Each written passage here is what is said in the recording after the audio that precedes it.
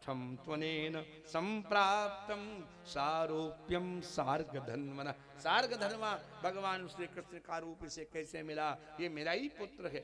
और भगवान जान गए कि मेरा ही पुत्र है। लेकिन भगवान ने सोचा यदि हम कहेंगे हमारो है तो द्वारका वाले कहेंगे इनको छोरा का खोए गयो, ये जाए देखें वाय अपनों ही बताओ है।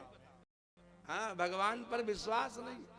तो भगवान ने नारद जी को बुलाया, आवाहन किया कि तुम आके कहो तब विश्वास करेंगे। तो नारदो कथयत सर्वम संबरा हरणादिकम। तब नारद जी ने द्वारका में आके कथा सुनाई सब पूरी। अब खूब बधाई बजने लगी, राधे राधे। लड़का मिल गया और बहू भी मिल गई। लेकिन रुक्मिणी जी के मन में एक खुटका रह गया कि जैसे मैं झटके में आई ऐसे हमारी बहू भी झटके में ही। न कोई नेग न चार न छेई न तेल, बोलो राधे राधे। न सरिया न बनरा न सोहर न ठुमरी, बोलो राधे राधे। कछु भयो।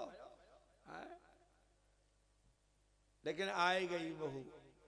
भगवान कहते हैं इसके अतिरिक्त भी भगवान श्री कृष्ण के अनेक विवाह हुए। दूसरा विवाह भगवान का जाम्बवती जी के साथ हुआ। वही जाम्बवान जो रामावतार में मंत्री थे। भगवान को एक बार उन्हीं के नगर में रहने वाले यदुवंशी ने कलंक लगा दिया कि इन्होंने मेरी मणि ले ली।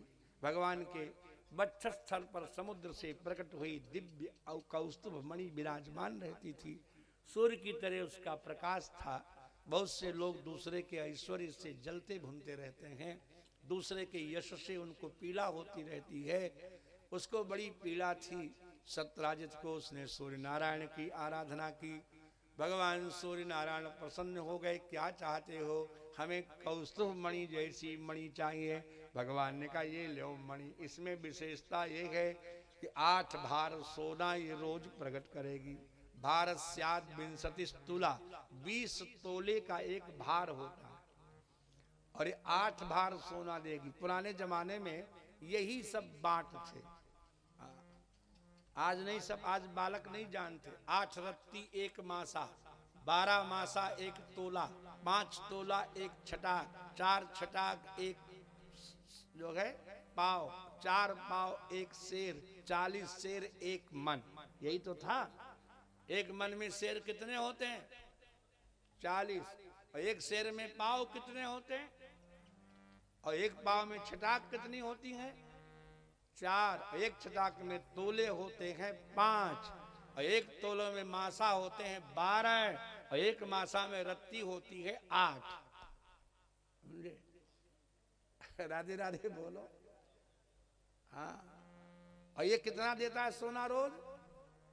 8 भार। एक भार 20 तोले का। 20 तोले का सीधा अर्थ है 4 पाव 1 शेर। 2 शेर सोना के भैया, 2 शेर सोना जिस घर में रोज आवे वो धरती धरती चलेगा कि थोड़ा ऊपर ऊपर? सत्यजित तो ऊपर ही ऊपर चलने लगा। एक दिन सबसे ऊपर मणि करी और भगवान के पास जाके पहुंच गया। सब लोगों को अपना आभूषण दिखाने की बड़ी रुचि होती है। जितनी बिटिया बैठी सच्ची सच्ची बताओ, अगर नई अंगूठी बनवाओ तो पूरे मोहल्ले में घूम आओगी कि नहीं? ऐसे ऐसे हाथ करके समझाओगी ताकि नजर पड़ जाए। लुधियाना में एक माई थी, चरखा चलाती, सच्ची घटना है। और उसने बड़ी मेहनत से एक चांदी का बाजूबंद बनवाया। बाजूबंद पहले कोहनी के ऊपर एक मोटा कड़ा पहना जाता था, अब नहीं पहनती बेटियां। अब वो बाजूबंद बनवाए कि पूरे मोहल्ले में घूम आई, दुपट्टा ऊपर डाल के, बाँह खोल के।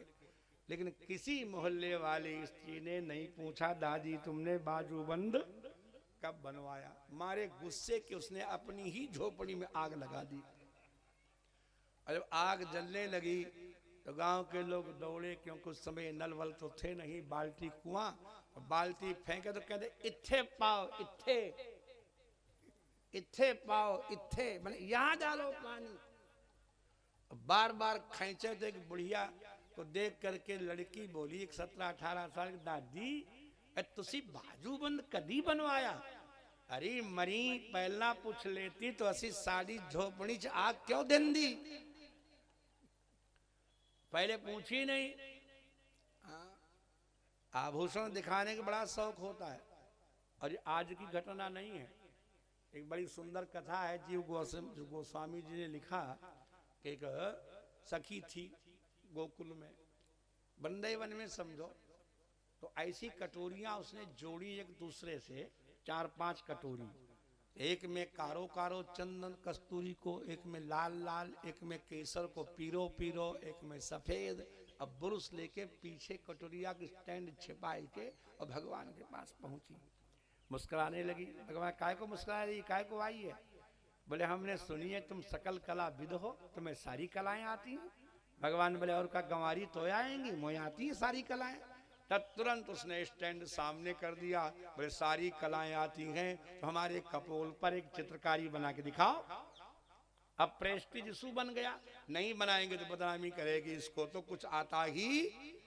तो भगवान ने कहा चलो कोई बात नहीं, बड़ी मेहनत से चंदन वंदन घिस के लाई है, तो उसके गाल के ऊपर ऐसी बढ़िया रंगोली बनाई, आहा चमाचम। उसने तुरंत अपना दुपट्टा कान पे चढ़ाया और सीधे किशोरी जी के पास पहुंची। किशोरी जी माने, और वो गाल उन्हीं की तरफ करके बैठ गई और खूब बातें करे, ऐसे ऐसे करे, हाँ किशोरी जी। और जान गई किशोरी जी की अपनी रचना दिखाने, लेकिन उन्होंने भी मशक्ति साध ली। नहीं पूछा तो मारे गुस्से के उसने कही, क्यों किशोरी जी पूछोगी ना है, किन्ने बनाई है? किशोरी जी ने कहा कि माँ गर्व मुदवह कपोल तले चकास्ती, श्री कृष्ण हस्त रचिता तव पत्र बल्ली। श्री कृष्ण के हाथ से रची हुई पत्रावली तेरे कपोल पर सुशोभित हो रही है, इस बात का तुझे घमंड नहीं होना चाहिए, गर्व मत कर। माँ गर्व मुदवह, गर्वम माँ उद्वह, घमंड मत कर। इस बात का कि कपोल तले चकास्ती, कपोल पाली पर सुशोभित है, श्री कृष्ण हस्त रचिता तव पत्रवल्ली, ये पत्रावली कृष्ण ने बनाई है, मुझे मालूम है। तो किशोरी जी तुम्हारे तो कबो बनाई ना है, और मेरे बनाई दी नहीं तो मैं बताऊं क्यों ना? बोले अन्यापि कापि खलु भाजन मीदृशीनाम, वैरी न चेद भवति वे पथुरंतरायः।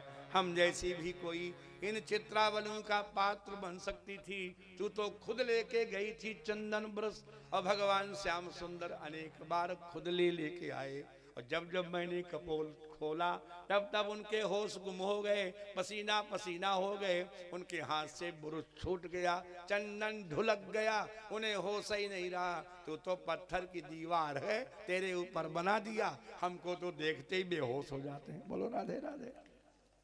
कौन ज्यादा भाग्यशाली हुआ? अन्यापि कापि, मुझ जैसी अन्य भी कोई, खलु भाजन मीदृशी नाम, ईदृशी नाम रचना नाम भाजनम मादृशी अन्यापि कापि बहुतमर्हति। ऐसी रचनाओं की मुझ जैसी भी कोई पात्र बन जाती, लेकिन हाय रे ये कपकपी, ये पसीना, ये बेहोशी, यही हमारे सब दुश्मन बन गए। बोलो राधे राधे। वैरी न चेद भवति बेपथुरंतरायः, बेपथु माने कपकपी, अंतराया माने विघ्न। तो कौन से विघ्न? पसीना पसीना हो जाना, होश गुम। उसको तो यूं ही कैनवास समझ के बना दिया, अपनों से मुंह लेके चली गई। बोलो राधे राधे। किशोरी जी के सामने आई तो सभी लोगों को अपने आभूषण प्रदर्शन करने का बड़ा शौक होता है। आभूषण होते ही अलंकार है, बाहर पहनोगे तभी तो अलंकृत करेगा। और वो सत्याजित भी 8 बार सोना देने वाली सिमंतक मणि को पहन करके कृष्ण के सामने पहुंचा। अब भगवान जान के दिखाने आया है, तो भगवान नहीं बोले। जब नहीं बोले तो उसने कहा कि पूछोगे नहीं श्याम सुंदर, ये कहाँ मिली? बोले हम जानते हैं सूर्य नारायण ने तुमको दी, मणि बड़ी सुंदर है लेकिन गलत जगह पर है। ऐसा तो कोई विषय है ही नहीं जो तुलसी बाबा ने छोड़ा हो। बोलो राधे राधे। हाँ, क्या बात है।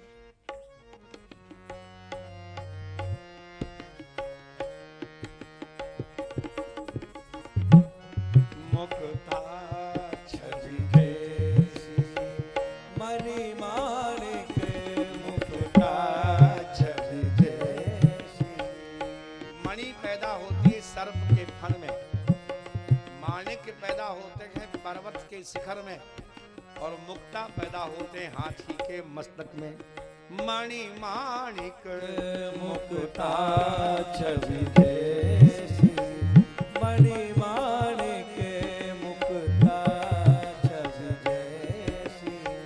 अहि गिरि गज सिर सोहन तैसी।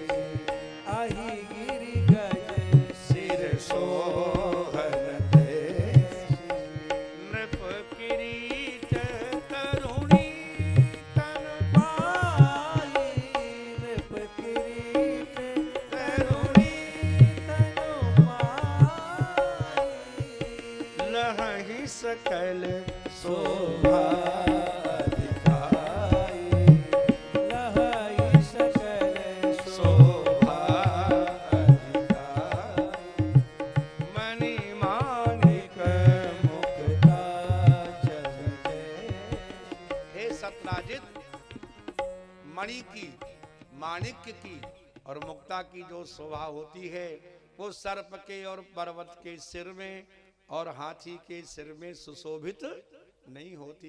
लेकिन वही नृप किरीट, राजा का मुकुट मिल जाए, या तरुणी तन या किसी सुंदरी का शरीर मिल जाए, तब उनकी शोभा होती है। तुम्हारे ऊपर थोड़ा ना जच रही है मणि। इस मणि को राजा उग्रसेन को दे दो। समणिम यदुराजाय सौरिणा याचित क्वचित। भगवान ने मणि यदुराज उग्रसेन के लिए मांगी उससे कि दे दो। भागवतकार कहते हैं कि जब कोई आपके यहाँ कोई वस्तु मांगने आवे सज्जनों, तो मांगने वाले की औकात हैसियत देखकर ही हाँ नाही करनी चाहिए, सहसा नाही नहीं करनी चाहिए। हाँ। तो वहां पर बड़ा सुंदर पंक्ति है, बड़ा अच्छा लगता है। नैवार्थ कामुक प्रादात याचिया भंग मतर्कयन। लक्ष्मीनाथ भगवान द्वारकाधीश मांग रहे हैं, इस बात पर विचार बिना विचार किए हुए उस अर्थ कामुक, क्या नाम रखा उसका, अर्थ कामुक, उसने नाही कर दी। उसने ये भी नहीं सोचा कि कहने वाला कौन है, कहने वाला कौन मांग रहा है। द्वारकाधीश मांग रहे हैं, लक्ष्मी के स्वामी मांग रहे हैं, त्रिलोकीनाथ कह रहे हैं कि मणि तुम यदुराज को दे दो। लेकिन नैवार्थ कामुक प्रादा याच्या भंग मतर्कयन। भगवान की याचना वाली वाणी भंग हो जाएगी, इस पर विचार न करके उसने सीधे ही क्या कर दियो होएगो, मैं ना दूंगा। भगवान बोले तेरी इच्छा, लेकिन हुई है सोई जो राम। यही तो बात है, बड़ों की बात जो नहीं मानते बाद में पछताते। बड़े भैया ने मणि उतारी, गले से खुटिया में टांग दी। छोटे भैया ने सोची जरा हम भी देखें। जैसे बड़े भाई ससुराल में मिले मोटरसाइकिल, बोलो राधे राधे, तो छोटे भाई का दांव लगे तो चलाएगो कि ना, बोलो। और छोटे भाई जाए इतनी जोर चलावे कि हो जाए ट्रक से एक्सीडेंट, क्या होएगो।